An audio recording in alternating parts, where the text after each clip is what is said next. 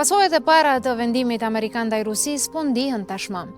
E kjo vetëm pak ditë pasi Washingtoni sankcionoi Rosneft dhe Lukoil, dy gjigantët më të mëdhenj të energjisë në Rusi. Njëra shtetërore e tjetra private. Të dyja sjellin miliarda në arkën e Kremlinit.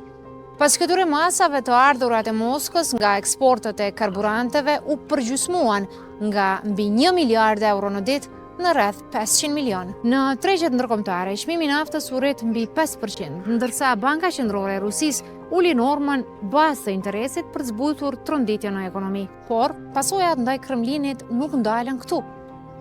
Kina dhe India, blerësit më të mëdhenj të naftës ruse, por i shikojnë marrëveshjet e tyre, sepse rrezikojnë të preken nga sanksionet dytësore amerikane. Madje disa biznese indiane kanë pezulluar porositë ruse. Ekspertët thonë se ky është sinjali i parë i qartë se sanksionet po prekin thelbin e ekonomisë së luftës së Putinit. Por a do të mjaftojnë këto masa për ta ndalur luftën që Rusia po e zhvillon në Ukrainë? Për më shumë analiza dhe prapaskena, ndiq dhe Geopost.